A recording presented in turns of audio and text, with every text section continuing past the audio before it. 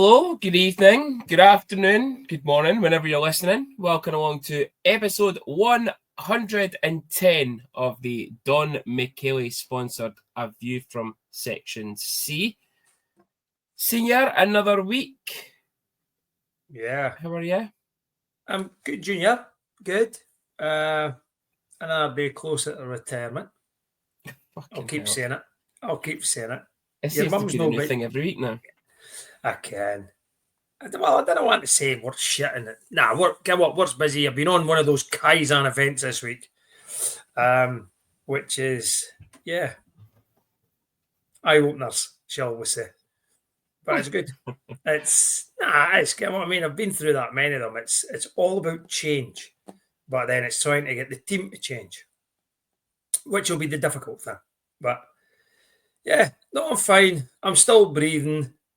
Compared to that, yeah, I'm still breathing. Get what?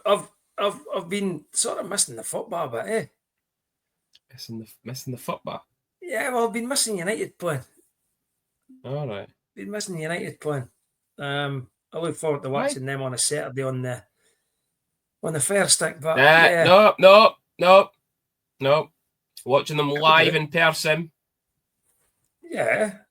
Hey, you get what I'm saying? I've got United TV. We're going to move on for that because obviously this show will be getting shut down because of you soon. Honest to God. No, not at all. Honest to God. Fuck, if it's going to get shut down, I'll get shut down because of you. You're the one that's talking about fucking fire sticks.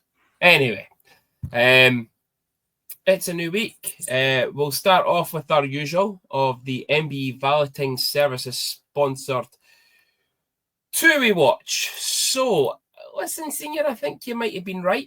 And your man in the stands with Mr. Josh Saunders, I think you could be right. He did not play at the weekend for the Kestrels. They were at Paisley and lost by 4-1. So no Josh there. Aberdeen were away to the North Ayrshire Wild and won 8-0. They turned up with 12 skaters and a goalie, Aberdeen.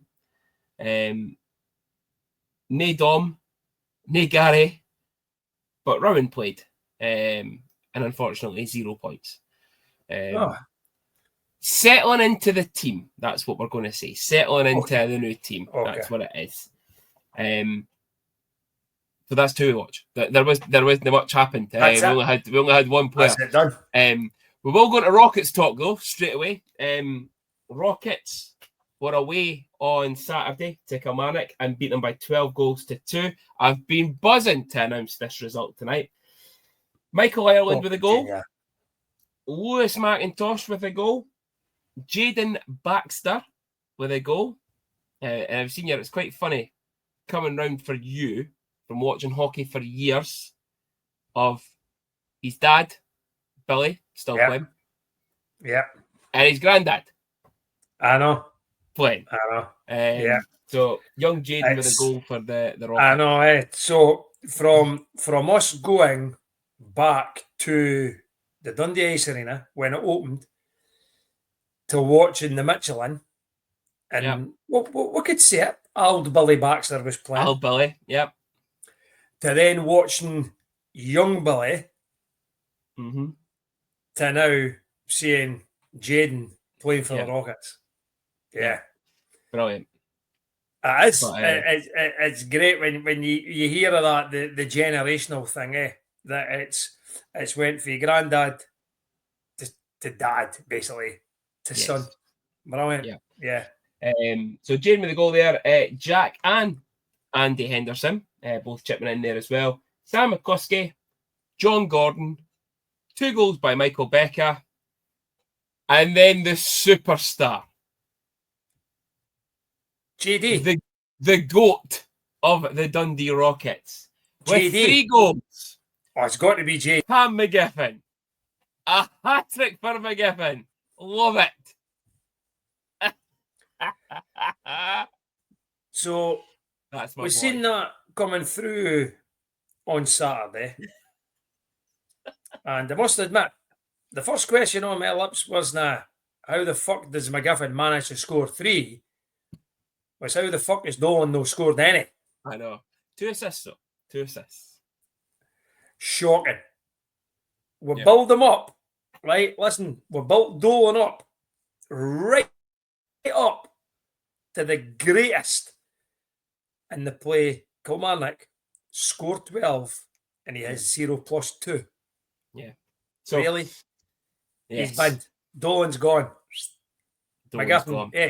Dolan's gone. McGuffin's in. Mon the gift.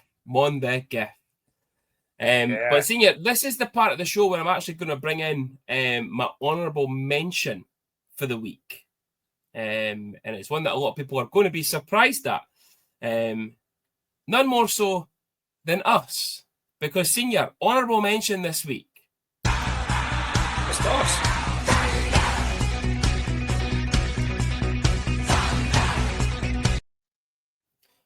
Senior, it fucking happened at the weekend. It happened. The Kilmarnock Thunder won a game. No. They beat North Ayrshire Wild in North Ayr on Sunday 2-1 in a shootout. Ah, it fucking happened. Junior, we were calling it, weren't we? I couldn't believe it. I could not believe saying, it.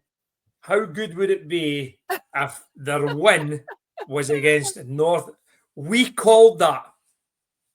So if anybody for the Kilmarnock Thunder's listening, cheers, lads. We'll take the honourable mention as well. Listen, we said it.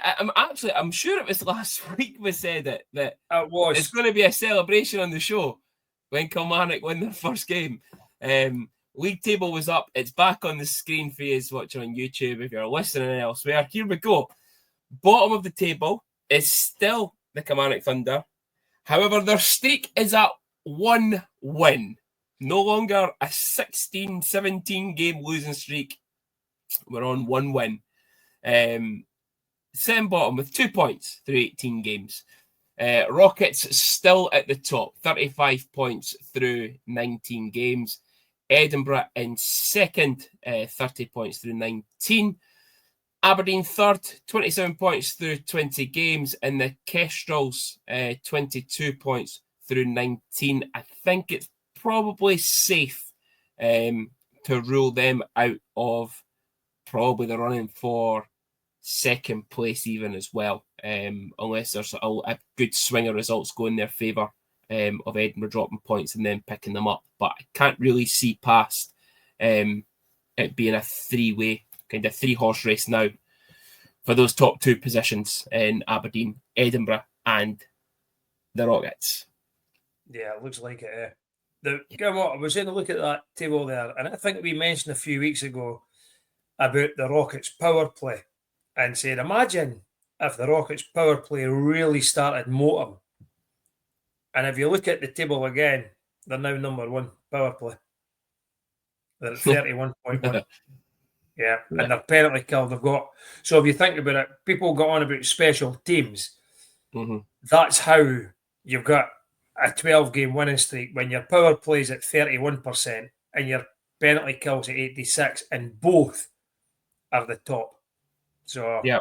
Yeah. Also, most goals for and least goals against. That's how you win championships, Junior, is it? Yeah. Big result for the Rockets and keeping that momentum going. Big result for our friends in Kilmarnock with the Thunder getting their first win of the season. Oh, outstanding. Mon the Killie. Honestly, when I saw it, I thought, I can't wait to do the show this week and bring it up because I knew that you probably wouldn't have noticed it. No, never even noticed. I'm glad that was a wee surprise for you as well there. It's brilliant, eh? We did speak about it and we said, it'd be good if it was against the North Ayr Wild. Yeah, absolutely tremendous.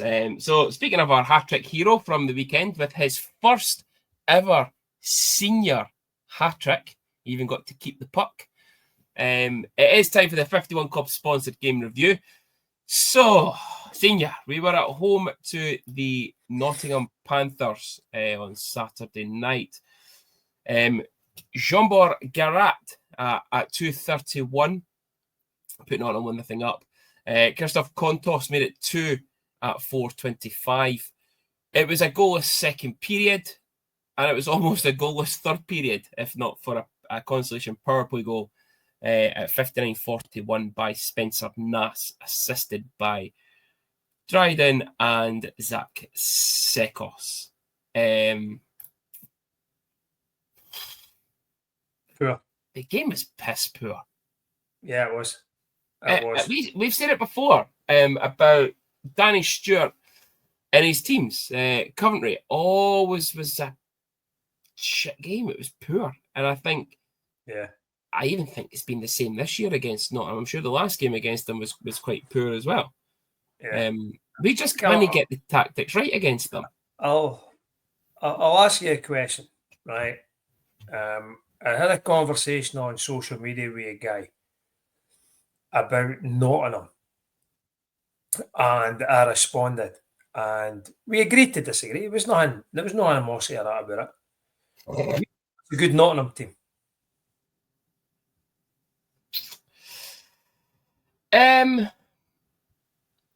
I think they're decent. In comparison to previous Nottingham team, so look at it in two ways, right? That in comparison to when Stars first came in the league and your Corey Nielsen Nottingham Panthers, no. In comparison to the last few years Nottingham Panthers, yes. I don't think we are miles away from them ourselves on our game. If we play consistently like what we did the previous weekend against Belfast, we win that game. That's right. So for that statement alone, right, and that's where I was going with the guy, was if we're on form, we beat them. It's as simple as that. Because I don't think they are a very good Nottingham Panthers side. We were poor. Mm-hmm. We started poor. I think Big Jarrett will certainly want the first goal back. Absolutely. I went right through him. It may have been that he didn't expect the guy to fire it like that, but anyway, the guy did. He's got to be concentrating, and it scored. But then we give up another soft goal. Mursey should he have pinched? Should he have not have pinched? I think the D-men have been asked to pinch. So if he's been asked to pinch, then he's done his job right. But sometimes as a player, you need to make that decision. If you're pinching, you have to make sure you get it. Because if you don't get it, then you've left yourself wide open. And he left himself wide open. I'll tell you, it's a fucking snipe for Kontos, though. It's an absolute snipe. Yeah. Nobody's saving that. But for him to be in that position to score it, it's a defensive mistake again, and it's a theme throughout the season. Yeah. And then after that, the game went back and forward. There wasn't a lot of excitement in it. And it just got exciting in the last minute and a half or so. Because we went on the power play, we were able to go 6-on-4, the score, and then you think, there's a wee chance here, but then you suddenly, Andy announces, there's only 19 seconds to go. But for me, that was the biggest thing about that game that I believe had an impact on the players, was the lack of a visible clock. Yeah. Because the players have then got to work out when to change. Where normally they can look at a clock and go, right, we better change. We have to change. They don't know how long there is going, and Andy's shouting, and George is blowing whistles, and I appreciate you have to get the game on, but there has to be something better for the players. And I'll be honest with you, that has to be better for both sets of players. Not just us. But I think we struggled more than they guys without the clock and the visibility of how long there was to go and how long started penalty kills and stuff like that. I think that sort of. I think that made the night flat to start with, and then it just continued flat. But you're right, Danny Stewart just takes the fucking buzz out the building with every time he comes in with now. Yeah, it was flat on the ice all over the place. Yeah. I didn't think Nottingham were really that up for it. It was just flat across both ends of the ice. I just didn't think Nottingham, they're sitting fourth in the league, but I would say Guildford are a better team than them. I would say Company are a better team than them. And I would probably argue on their game, Glasgow are a better team than them. And I honestly believe we're a better team than them. Yet they're sitting fourth because they're picking points up. They're winning good games. They're winning big games. But when you look at the way they played against us, they're not a big sort of Nottingham Panthers side where you think, oh God, we're going to get fucking humped here. Yeah, but to me, that was a shock that we lost. I expected to win that game. They didn't really have to do anything. They got their two goals early enough, and they just kind of sat in. They broke out when they needed to. They still had chances. We just throughout the game we couldn't score. We couldn't pass. We couldn't defend. It was just an off night altogether. But Junior, how many times is Mark going to say that in interviews? Though that teams have taken the lead, they clog up the middle, and they've got a goalie who plays well. Well, if that's the case, if we go behind 1-2 early, we've got to do something different. We can't just keep going the same way because all that will happen is they'll clog up the middle. We've got to think of something different. Yeah, but I actually think Mark said that he thought we played quite well in spells and that we battled hard, and I actually disagreed with his interview. I don't think we played well at all. No, not until maybe a few minutes to go. But it was a poor result. Senior, we both did it wrong. We both said 4-3 again. Yeah. I actually thought I said 4-2, but did I say 4-3? 4-3 overtime, you said. Oh, was it? Right, okay. But I'm sitting here trying to think, man of the match, and I've got mine, but what I do want to kind of touch on again, and we spoke about the week before, was about the lack of ice time for Johnny McBean. I've got that in my good, my bad, my ugly, and we'll touch on it twice. I'm happy. Yeah, Craig Garrigan, Pouliot as well. So obviously Pooh back in the lineup, playing as a forward. Moorsy's sticking in D still. Pouliot sat in his arse the whole of the third period, I think. Johnny sat in his arse majority of the third period and most of the second. Same with Craig, other than penalty kill. And it was me that said it first, and a few others said it, and no doubt this is probably your point for the good, the bad, and the ugly. But it would be very interesting to see the average ice time before and after Johnny McBean signed that 2-year extension. Yeah. Yeah. It's almost like we were giving him the ice time, we've given him the contract to keep him, and then, okay, we've got guys out injured. Elmer comes back. It'll shake things up if he comes back, when he comes back. But, what do you do? Yeah. So I totally agree with you. I think the top two lines are settled. I think Harams, Sekos and Nas fit one another quite well. Yeah. I think Sonch, Gravel and Yamamoto complement one another very well. So that then leaves you with a third line, right? And everybody else thrown in the mix for third and fourth line. For me, I would probably go with Kylie as the third line centre, with McBean and Elmer. That's Absolutely. What I would go with. Absolutely. And I would put Alberga down the fourth line with Garrigan and Alex Robert. Yeah. Right? Which unfortunately means that Pouliot's the one that sits out. Or a goalie if we've got Unless, a backup. yeah. Unless you go with a brick goalie as a backup and you're able to put them all in there, or you put Craig back as the forward and you put Pouliot on defence and Robert has to sit out if you go with the 2 import goalie scenario. Yeah. That's the way I would go with it. So when Jake comes back, it will mix it up a wee bit. But for the Nottingham game, and again, people were talking about it. Yeah, but your fourth line aren't going to get you a goal. And yeah, you could understand it. They might, but the chances are they might not, right? But what the fourth line do is not going to shut out the defence. That's what they do. They tire them out. The forecheck and they hit the D-men. The forecheck, hit the D-men. And that's what they do.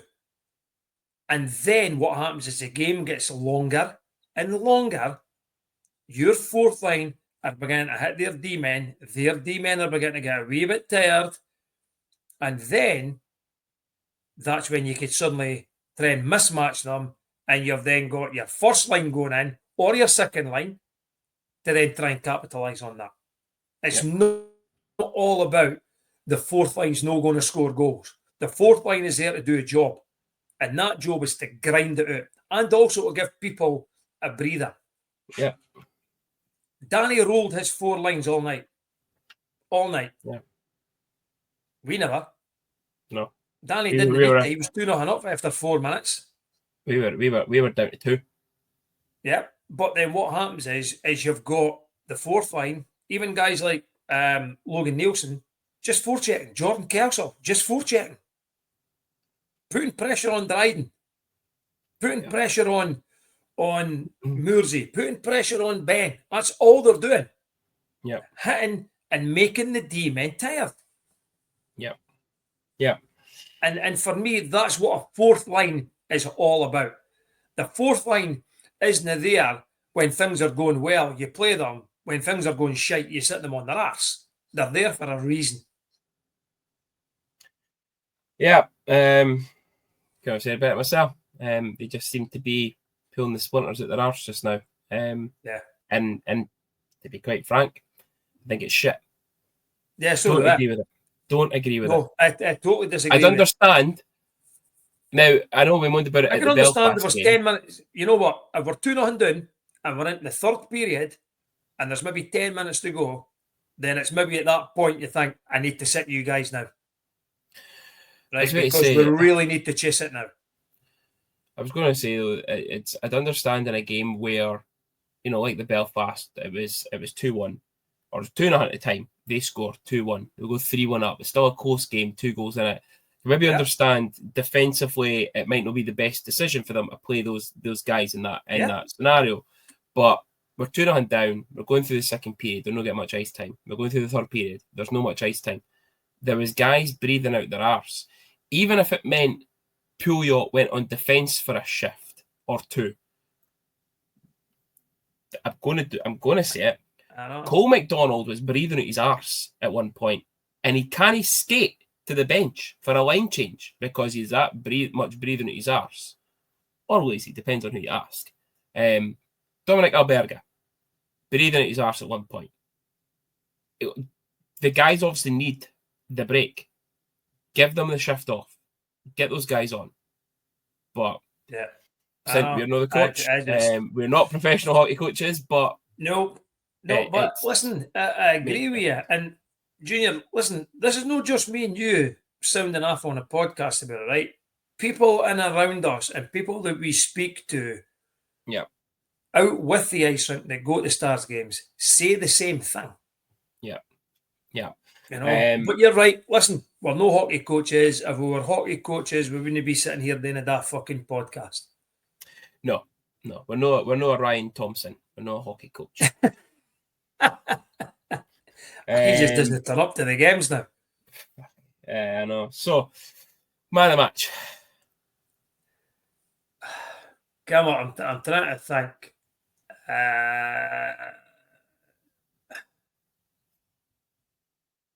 Come on, I'm going to go Keanu. Okay, I like that, Senior. I just felt every time when something did happen, I thought he was sort of there or thereabout. Kind of for a similar reason. I thought there was only maybe two boys that I thought about could have got it. Dryden maybe being one of them. But for me, Sonch, I thought Sonchi had an all right game, considering it was a poor game for everyone, I think. But Sonchi was kind of there, mixing it, getting in people's faces, riling them up a bit, doing Philippe Sonch rap things, which we'll love to see, and hopefully does it again on Saturday. With our good pal Mitchell and what was the other boy, Parry, and hopefully does it again then. So Sonchi for me on Saturday.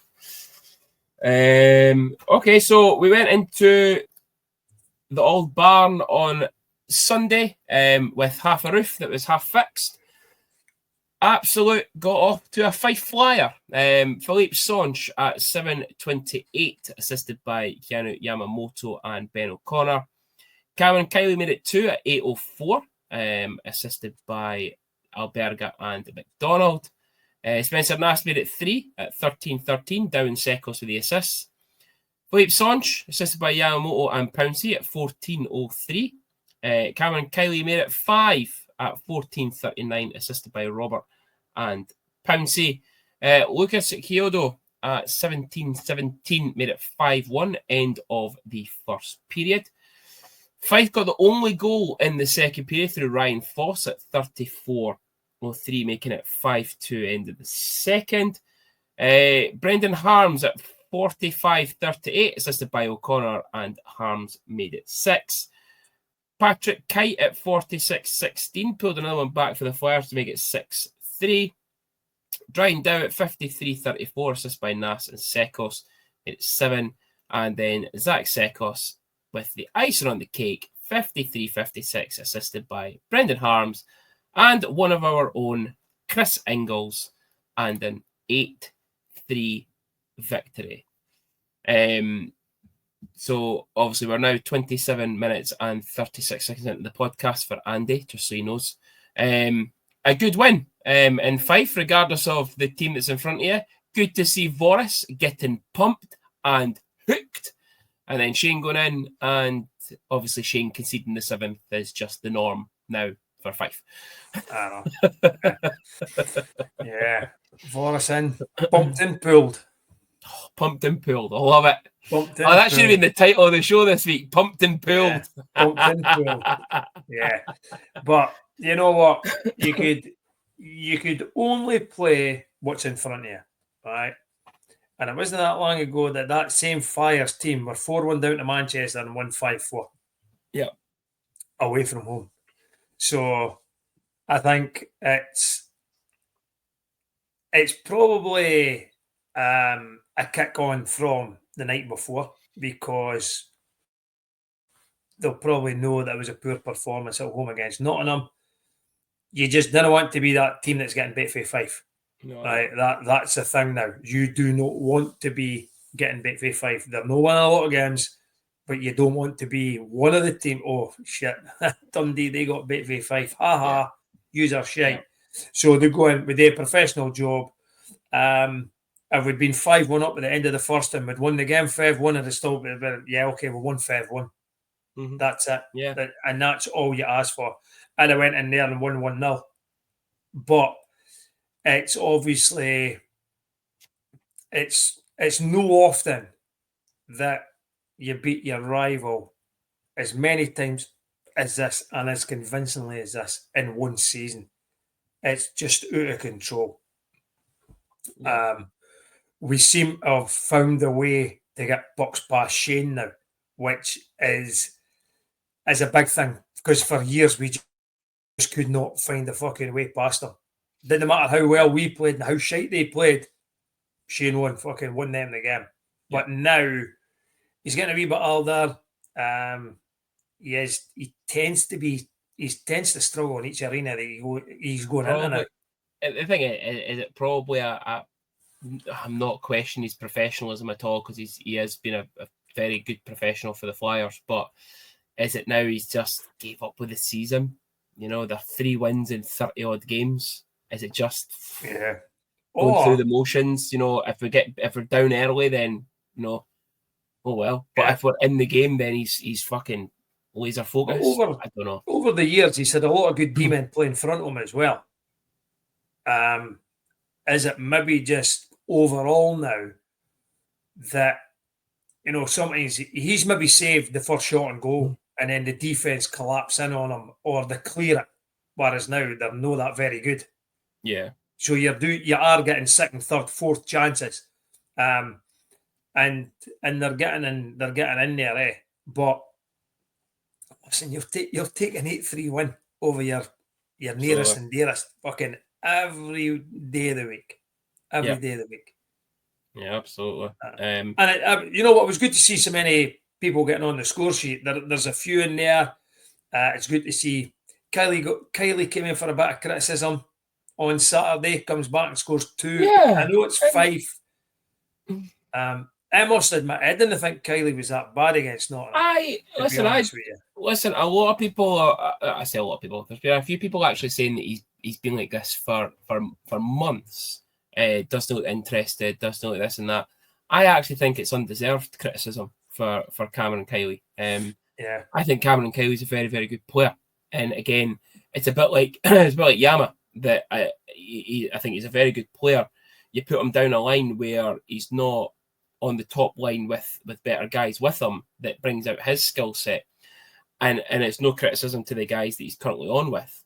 But I think that is the case, that he's not your first or second line centre with a top goal scorer or a couple of guys who can move. You look at it against, I can't remember who it was. He had basically a through pass for Nas. It was a great chance. I think Nas didn't score it, but his passing is unbelievable at times, Kylie. His vision, his hockey knowledge is very good. I think it's undeserved, very much undeserved. So do I. I think for Cam Kylie. I think you're not going to get. You know what? I could understand that maybe if Mark keeps playing him on the first line, right? Yeah. And he maybe plays the way he's playing us now. He plays that way on the first line. I could maybe then understand. Well, he's producing absolutely nothing, right? But on the line that he's on us now, I think he's playing the role that he's been asked to play. I think he's been playing it very well. You're right. I think it might have been the Belfast game. I can't remember. But there was one game that we were given. We actually sort of said, "You know what? He wasn't the man of the match, but somebody that should get an honourable mention out of that game was Cameron Kylie, because I thought he was fantastic." It's just he's playing a different role on that third line, and does that change when Elmer comes back? I'd like to think so, because I hope Mark doesn't do the usual and kick Yamamoto all the way down to the fourth line, because that's just, to me, that would just be fucking hockey suicide. You leave they three together and you put Elmer in with Kylie and, in my opinion, McBean. And then Johnny's quite sharp and can sniff out a chance, and Jake at times is fucking rapid, which then might begin to get Cameron really building back up again. And he could create chances. Yeah. The others have just got to be switched on for it, Yeah. But 8-3 and 5, you cannot argue with it. But it's a sad state of affairs, across there. I've heard a few people now saying that was potentially the last game we'll see Stars playing there for a while. Yeah, we're a good old pal, Richard Smith. I met him at the basketball last night. He was saying that as well. He's like, "Oh, did you go through?" I was like, "Nah, I didn't go to Fife. Too much hassle, too much shit. And it's a shithole. And you didn't care what you'll catch there." I know, fine. I saved Chan. We're fine. But I was like, I'm not going back through there anyway. It's like, it could be the last game ever, but we'll play there. I'm like, I think it will be. I think Fife will be fine. And if they didn't, if they're not in it next year, I think they'll be back the year after. Or certainly, I think if they do drop down or they drop out, they'll go SNL. There'll be no Kestrel, so they'll go down because they'll keep the club running. It's the oldest club. They'll keep that going. But I think after that, I seriously think there'll be a strong conversation around NIHL 4 or 5 imports. Yeah. And I think more teams, maybe like us, Manchester, I think Guildford are fine up there. They've got money. Coventry are probably fine up there. But depending on, do they think to themselves, well, actually, there's more teams going to be there. It'll be more competitive. You're then left with your Belfast, Cardiff, Nottingham, Sheffield. Oh, look, here comes Super League 3. Yeah. They'll have 4 or 5 teams around about that, just saying, right, what do we do next? Because ultimately that's what it is. The beer teams are going to need to, for saving the money, bring in better players, but also it'll be more competitive. And like I'm a great believer in it, right? That I think there's too many imports, right? I really do think there's too many imports. Far too many. People say there's not enough British players. Yeah, there is. There's thousands of British players.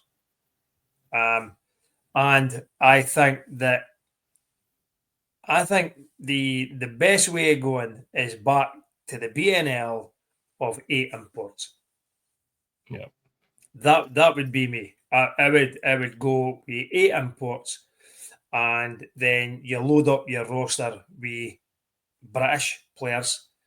And if you've only got 7 Brits on your bench, then you can only ice 7 imports. Mm-hmm. I think that was the way it used to work as well. You had to have the correct number of Brits. If you wanted to play 8 imports, you had to have minimum 8 Brits on your bench. So I could even I'd be happy with that. You could even see, 9 imports. Gives you your game day roster of 18, effectively. You got to remember the BNL with your 8 imports. You had 16 players. It was 3-line hockey, effectively. Yeah. You could have 9 or 10. You get your 10. That's you've got 20 players for your game day roster. You'll have 4 lines plus your goalies. However you want to do it, but I do think what we're at now, 14 or 15 imports now. Taking away the spots. I know I've come up from 8 to 9 or 10, but I could see why maybe 9 or 10 still.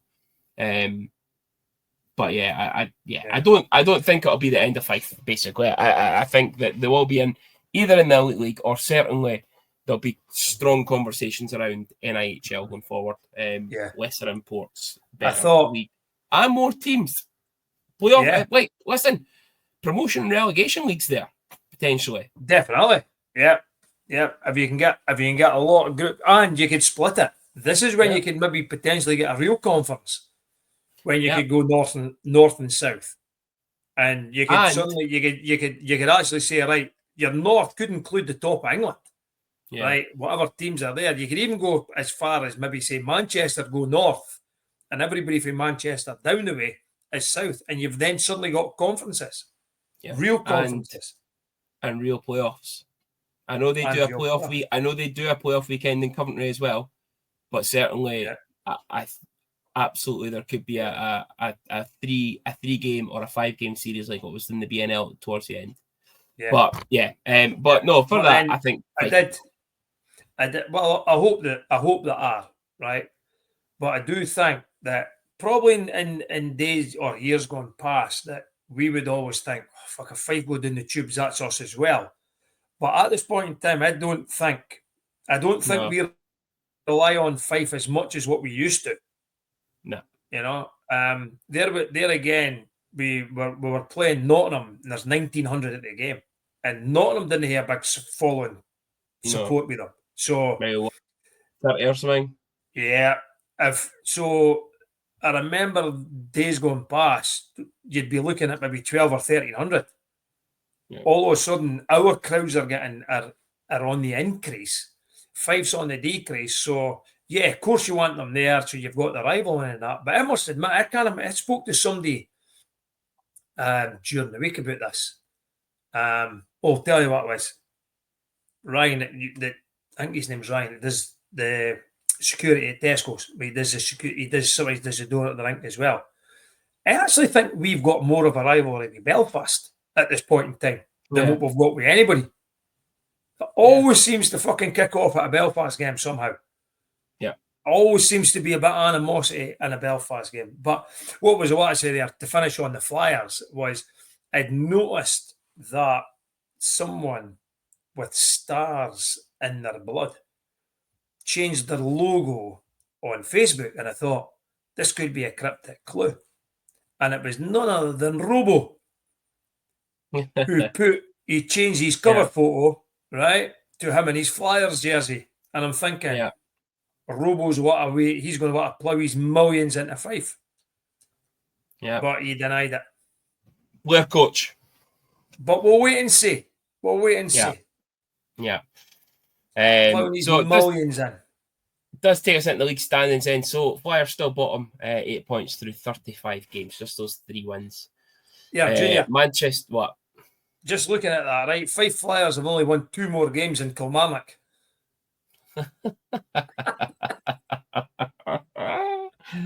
Oh, fuck's sake, senior.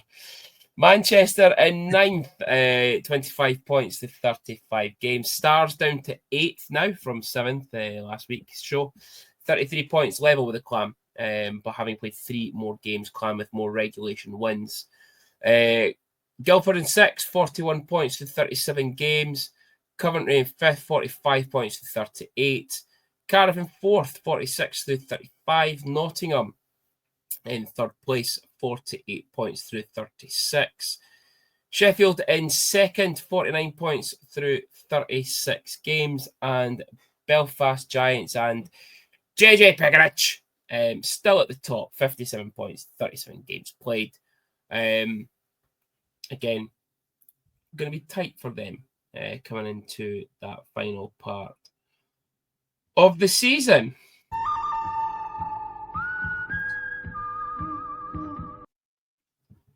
Senior, take it away. Yeah, good, bad, the ugly time. You know what? We'll probably touched on a couple of the subjects already. I think the good was the bounce back ability versus Fife. It was a poor performance on Saturday. We've went into Fife, we've turned up, and we've put 8 past them. So that has to be the good. The bad, believe it or not, is it's bad against us because it's a Clan picking up points. And they've now again caught us. They've now got 3 games in hand on us. They could move clear of us, which then means it could be a straight fight between us and Manchester for 8th place to see who's, at this point in time, probably going to get Belfast at the playoffs. And the ugly, we touched on it. Lack of ice time for specific players. I don't get it. I don't like it. Even if it meant that, yeah, I know you're touching, you're pointing, you're pointing down your Johnny.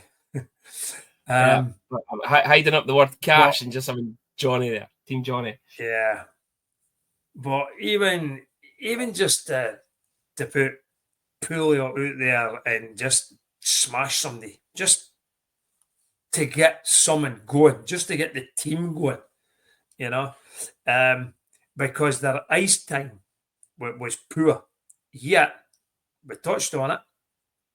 You look at the ice time the next night when they're pumping Fife. Ice time's right up. Yeah. So to me, I think I don't like it.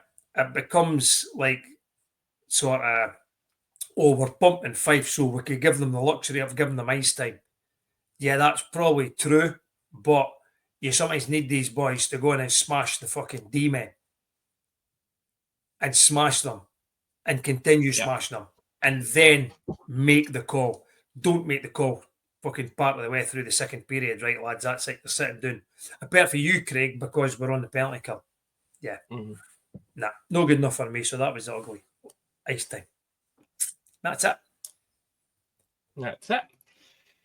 Okay, so we will take it on to the Liam Mean Tattoo sponsored game previews. So 2 must wins this weekend.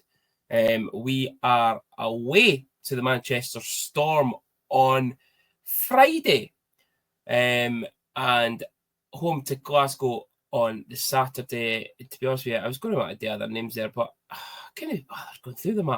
It gives us a head to think about them because they've got that many fucking cities and towns and places that they're involved in now. So Glasgow, just say the Ouija clan. The Ouija fuckers. Okay. The Ouija clan. So yeah, Friday the 14th, Valentine's Day, Manchester Storm Senior. Yeah, it's going to be. I wonder if Alex will be slim. It's going to be emotional, Junior. That's all I'm going to say. Yeah. I think it's going to be emotional. I'm not too sure who Lara's going to want to win, whether she's going to go with Alex and the Storm, or if she's, would that be her heart going that way, and her head would go with the Stars? We just don't know, Junior. We just don't know. It's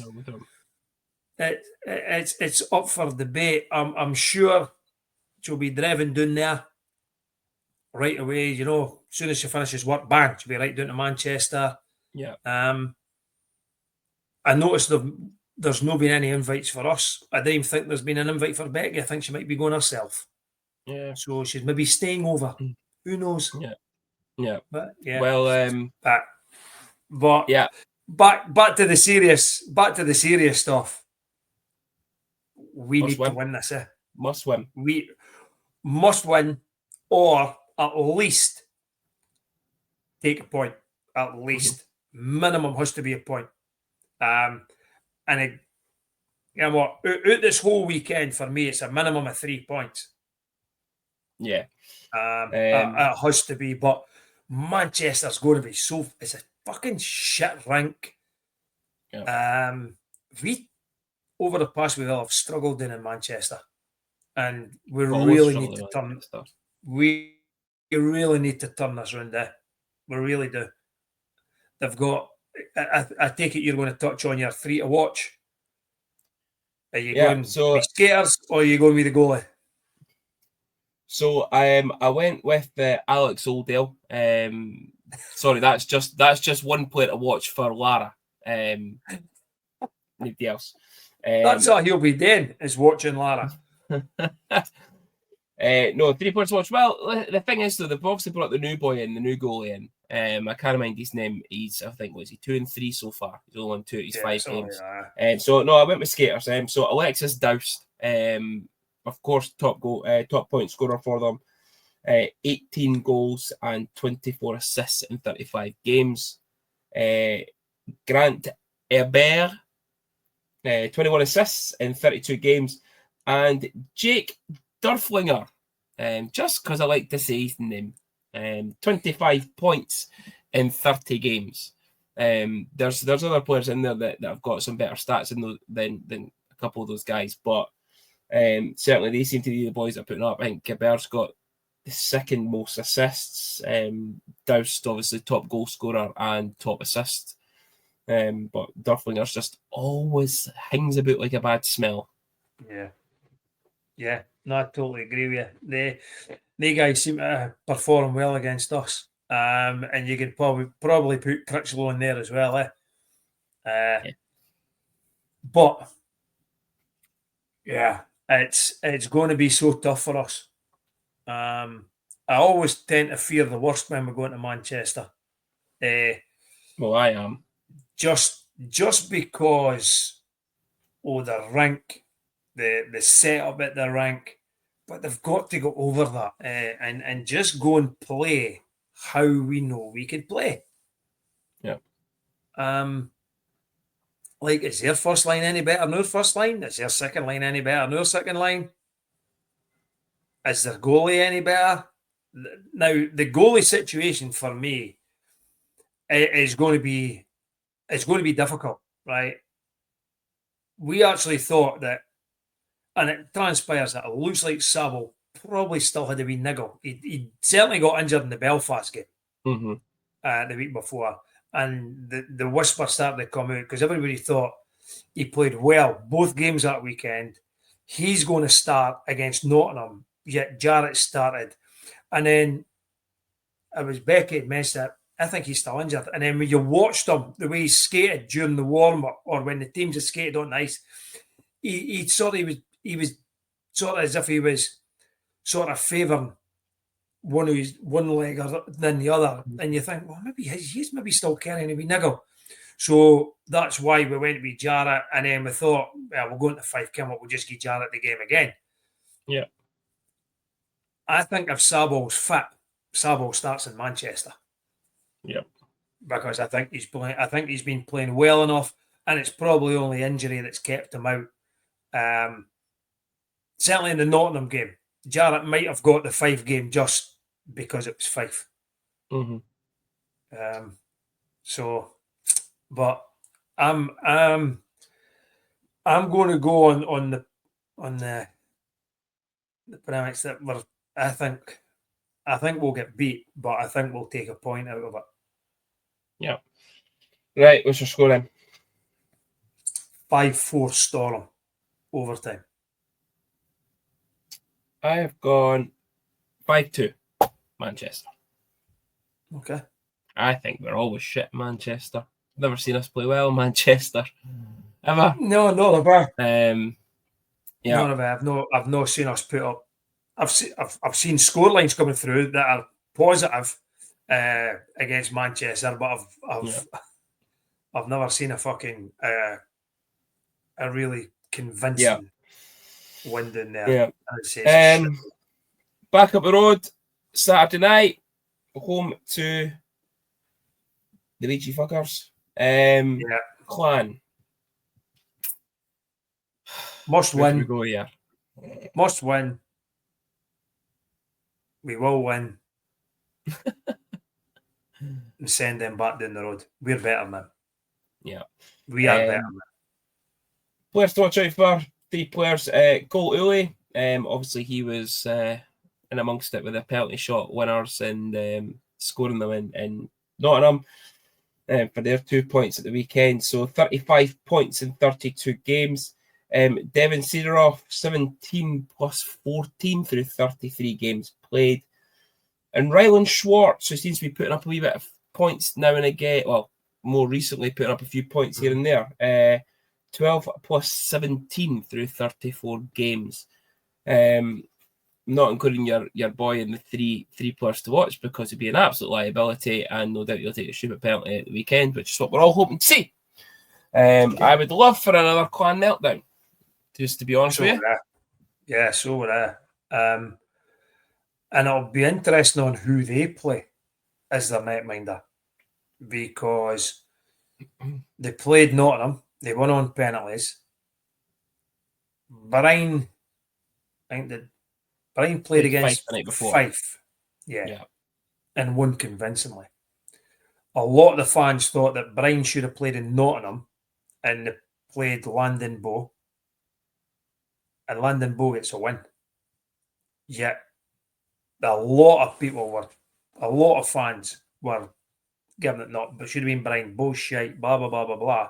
And the laddie goes in and wins it for them. Lucas wasn't at his best the last time they played up here. So it's going to be interesting to see who Nielsen plays in the goal against us. And whatever happens, I think they play on the Friday night as well. I'm not too sure. That it may dictate who their goalie is against us. But it'll be tough, but I do expect a win. And I would expect a Mitchell Herd meltdown. I would expect a Felix Barry meltdown. And I expect Pouliot to knock the shit out the fucking two of them. At the same time. At the same time. Not expecting much, Junior, but that's what I'm expecting. Yeah. Go score. 5-3 Stars. I think 4-3 Stars in overtime, which is not the best result, but I think that's how it's going to go. Yeah. Fuck. It's been a long day, Junior. Sitting fucking yawning. Yawn, excuse me, fuck. Yeah. It wouldn't be good for them to pick points up, but I think for us, we need to pick up 2 points against them. Yeah. Now, if they pick up one, I think they'll win their games in hand anyway. That's the worry for me. I don't know. They're push. No, that's the thing. They're probably a bit like us, where on paper they've got a very, very good team. Yeah. And they pull out decent results, and then they suddenly get an absolute howler of a result. And they're inconsistent. And as long as we could get 3 points out of 4. Yeah. You know, I would even, this might sound silly, but I would take 2 points against Manchester to keep Manchester away from us. Mm-hmm. And take 1 point. And if Glasgow take the 2, Glasgow take the 2. Just from a standing perspective, I would take that.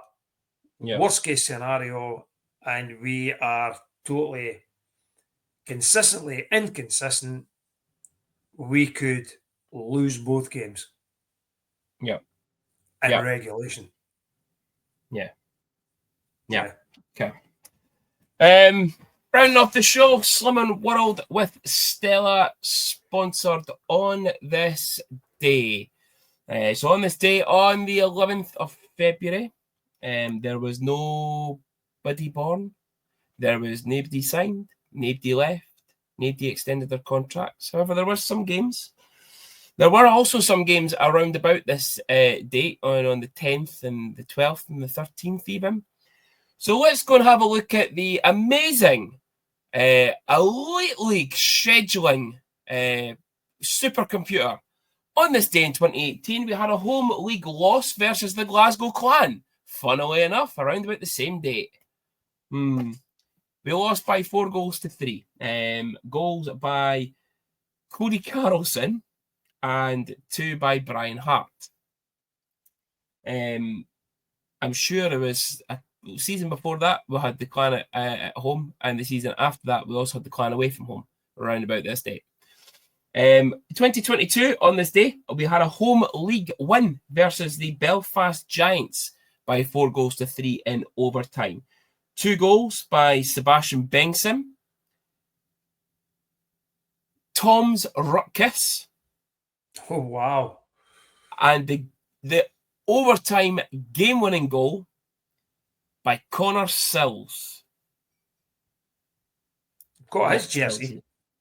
You've also got Riley Wetmore's. And in 2024, on this day, just last year, we had a home league loss to the Belfast Giants by 3-2. Goals by Anthony Ronaldo and Brendan Harms. And that's on this day. Yeah. 3 things there on this day. So yeah, Senior, another show down. Yep. But as 2 must win this weekend. Friday and Saturday.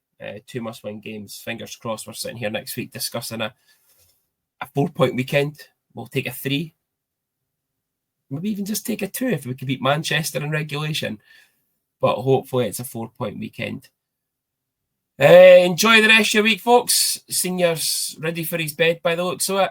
As always. I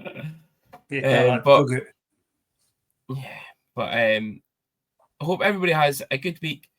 has a very lovely Valentine's Day on Friday, especially you, Lara, with Alex, if you're travelling down or if he comes back up the road with you. You never know. And we'll see you all at the rink on Saturday.